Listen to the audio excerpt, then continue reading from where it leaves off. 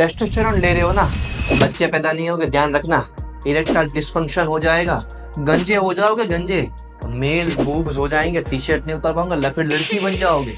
ऐसा तो कई सारी चीजें आपने सुनी होगी और आप डरते भी होगे, और हालांकि कई अंश तक ये सही भी है। अगर मैं आपको बोलूं तो कि आप क्या सोचेंगे? आपकी बॉडी में कई साइंटिफिक स्टडीज ऐसा रिप्रेजेंट करती है कि हार्ट फेलियर, लीवर फेलियर और किडनी फेलियर बॉडी बिल्डर्स में या फिटनेस एंथुजियास्ट में होने की सबसे बड़ी यूज है, सबसे बड़ी वजह है एनाबॉलिक एंड्रोजेनिक स्टेरॉइड्स। आज हम वही टेस्टोस्टेरोन या एंड्रोजेनिक ड्रग्स की बात करने वाले हैं जो बॉडी में कई सारे पॉजिटिव और नेगेटिव चेंजेस करते हैं। लेकिन फर्स्ट हम बात करेंगे व्हाट इज टेस्टोस्टेरोन। तो स्टार्ट करते हैं फेज 1 से। टेस्टोस्टेरोन मेल बॉडी में 13 साल की उम्र में रिलीज होना चालू होता है उनके टेस्टिकल्स में से। टेस्टिकल्स जो है वो सोल रीजन है, ग्लैंड है, जहाँ से टेस्टोस्टेरोन रिलीज होगा जो बॉडी को मैन बनाएगा। मतलब फेशियल हेयर है, या वो स्ट्रेंथ या मसल बढ़ना हो, या वो वॉइस का गाढ़ा या मजबूत होना हो, ये सब चीज़ें, सेक्सुअल टाइप का एक्टिव होना हो, ये 13 साल की 14 साल की उम्र से हिट हो जाता है बॉयज में, और बॉय मैन बनने की प्रोसेस चालू करते हैं। 18 साल तक परिपक्वता से मेल बन जाते हैं। मेन के अंदर सीमन प्रोडक्शन, जो वीर्य है उसमें सीमन का काउंट है, वो बढ़ाने का काम भी किसका होता है? टेस्टोस्टेरोन का होता है। तो टेस्टोस्टेरोन एक बहुत ही पावरफुल हार्मोन है जो मेल और फीमेल में पाया जाता है, बट मेल डोमिनेटिंग हार्मोन है, फीमेल में ये कम मात्रा में मिलता है। जब यही टेस्टोस्टेरोन की मात्रा कम हो जाती है मेल की बॉडी में तो उसे लो टेस्टोस्टेरोन LT या तो टेस्टोस्टेरोन डिक्रीमेंट TD कहा जाता है। ये कई रीजंस की वजह से हो सकता है, जैसे टेस्टोस्टेरोन की मात्रा एज के साथ घटती है, डिक्रीज होती है, सीधी सी बात है। अगर टेस्टिकल रिमूव किए गए हैं पार्ट ऑफ एनी सर्जरी तो भी टेस्टिकल्स में से ही रिलीज होता है टेस्टोस्टेरोन, तो नहीं होगा रिलीज। पिट्यूटरी ग्लैंड का ओवरऑल हार्मोनल डिक्रीमेंट चल रहा है, तो उसके साथ पिट्यूटरी ग्लैंड जो है वो टेस्टोस्टेरोन को प्रोड्यूस कम करती है, और साथ साथ में मोटापा, ओबेसिटी, साथ साथ में कोई केमोथेरापी चल रही है, कैंसर की ट्रीटमेंट चल रही है, स्मोकिंग, अल्कोहल, ड्रग्स का अब्यूज, ऐसे कई सारे रीजन है जिस वजह से टेस्टोस्टेरोन की बॉडी में कमी हो जाती है। अब अगर कमी हो जाती है तो क्या? कमी होने के दौरान मेल जो है वो सर्टेनली इरेक्टाइल डिस्फंक्शन की चीजें फील करते हैं, मतलब उनका पीनस जो है वो इरेक्ट नहीं हो पाता, ये सबसे बड़ी दिक्कत मेल फील करते हैं। फिर इनफर्टिलिटी, मतलब फर्टाइल करने के लायक नहीं रहता फीमेल को। इसके साथ साथ लेट प्यूबर्टी होती है बच्चों में अगर होता है तो, उसके साथ साथ उनको बियर्ड ग्रोथ नहीं आती, हेयर ग्रोथ नहीं होती, वो जनरली वीक फील करते हैं, लथार्जी फील करते हैं, मसल लॉस हो जाते हैं, बोन डेंसिटी वीक हो जाती है, जिस वजह से बड़ी उम्र में आर्थराइटिस या ऑस्टियोपोरोसिस जैसी कंडीशन फील होती है, ओबेसिटी या मोटापा बढ़ता है, और ओवरऑल हार्मोनल इम्बैलेंस हो सकता है। और ये दिक्कतें मेल की प्रोमिनेंट उनकी हेल्थ को इम्पैक्ट करती है, उनके स्ट्रेस लेवल को, उनके एंग्जाइटी को बढ़ाती है, उनको एक तरीके से मेंटली डिस्टर्ब कर देती है। तो लो टेस्टोस्टेरोन की बीमारी एक प्रोमिनेंट बीमारी है आज इंडियन मेल में, due to the surrounding psychological and physiological change what our body is going through this days. आज का जमाना जहाँ पे लाइफस्टाइल चेंजेस बहुत प्रोमिनेंट है और जहाँ पे प्रेशर सोशियोलॉजिकल बहुत प्रोमिनेंट है, मेल को झेलना पड़ता है। तो ऐसी कंडीशन में क्या थेरापी होती है उसके बारे में बात करते हैं। जब भी ऐसा फील होता है डॉक्टर आपको रेकमेंड करेंगे कि या तो आप टेस्टोस्टेरोन की ओवरऑल फ्रीली अवेलेबल रिपोर्ट करवाइए, ईस्ट्राडिल की रिपोर्ट करवाइए, प्रोलैक्टिन रिपोर्ट करवाइए, ल्यूटिनाइजिंग हार्मोन या LH की रिपोर्ट करवाइए, साथ में पिट्यूटरी ग्लैंड के सीक्रेट होने के हार्मोन जैसे कि FSH की रिपोर्ट करवाइए। ये रिपोर्ट से पता चलता है कि भाई टेस्टोस्टेरोन कम तो नहीं है बॉडी में। और साथ साथ में डॉक्टर आपको ये भी कह सकते हैं कि भाई आप टेस्टोस्टेरोन रिप्लेसमेंट थेरापी को इंडल्ज करिए। टेस्टोस्टेरोन रिप्लेसमेंट थेरापी या TRT टेस्टोस्टेरोन सिंथेटिक वेरिएशन का बॉडी में ऐड करना हो जाता है। बहुत तरीके से होता है। टेस्टोस्टेरोन के पैचेस आते हैं जो आप लगा सकते हैं, इसके जेल्स आते हैं जो आप अप्लाई कर सकते हैं, ओरल टैबलेट्स आती है, इंजेक्टेबल्स आते हैं, और कई सारे जो है दवाई आती है। इससे एक लिमिटेड क्वांटिटी में जब आप 10 mg 20 mg daily intake synthetic hormone करते हैं तो बॉडी में नेचुरल टेस्टोस्टेरोन की जगह सिंथेटिक टेस्टोस्टेरोन की मात्रा बढ़ती है। अब इसका स्टेकिंग किया जाता है। टेस्टोस्टेरोन के हर एक डेरिवेटिव अलग अलग काम करते हैं। कुछ मसल बिल्डिंग के लिए ज़्यादा प्रोमिनेंटली वर्क करते हैं, कुछ सीमन काउंट बढ़ाने के लिए ज़्यादा प्रोमिनेंटली वर्क करते हैं, बिकॉज ये दवाइयाँ है, नेचुरल हार्मोन नहीं होते। ये जो सिंथेटिक हार्मोन है ये मेल की बॉडी में नेचुरल हार्मोन की तरह एक्ट करते हैं, और इसीलिए मेल की बॉडी जो है उसमें जो ये नेगेटिव चेंजेस आए थे वो धीरे धीरे पॉजिटिव चेंजेस में बदल जाते हैं। जैसे कि ज़्यादा कॉन्फिडेंट फील करना, स्ट्रेस दूर हो जाना, या तो हैप्पी फील करना, साथ में स्ट्रॉन्गर फील करना, मसल बढ़ना, बोन डेंसिटी बढ़ना, साथ में सीमन काउंट बढ़ना, ये सारी चीजें जो है एक कंट्रोल्ड अवस्था में जब की जाती है तब तक तो ठीक है, लेकिन बात तब स्टार्ट होती है जब इसका परफॉर्मेंस एनहांसमेंट के लिए अब्यूज किया जाता है। इसका अब्यूज मतलब कोई दवाई जो है उसका हमेशा एक हाफ साइकिल होता है। मतलब वो दवाई 4 घंटे 6 घंटे 2 दिन 4 दिन 15 दिन उतने टाइम में बॉडी में 50% यूटिलाइज हो जाएगी, मतलब उसका पावर खत्म हो जाएगा। अब अगर उसको अपने हाफ साइकिल से पहले रिपीट किया जाता है तो इसे कहते हैं हम मेडिकल टर्म्स में अब्यूज करना कोई भी ड्रग का।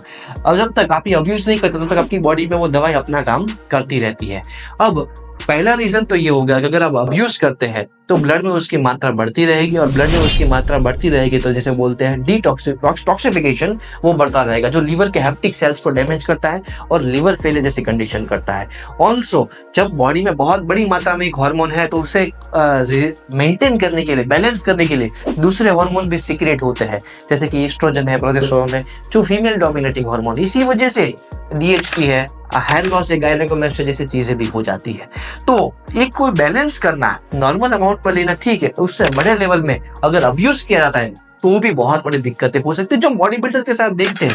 गायनेकोमेस्टिया है, हेयर लॉस है, किडनी फेलियर है, लिवर फेलियर है, उनके लिए बहुत ही आम है, बिकॉज वो 15 दिन में लेने वाले कंपाउंड को वीक में 2 बार रिपीट करते हैं। 90% बॉडी बिल्डर ऐसा करते हैं बिकॉज अवेयरनेस बहुत कम है, और मार्केट में जो एक बॉडी बिल्डर या एक कोच दे रहा है वो भगवान स्वरूप लोग उसे मानते, साइंटिफिक रिसर्च नहीं करते। बाकी ये सारी चीजें तो मैं बोलता हूँ गूगल पे अवेलेबल है।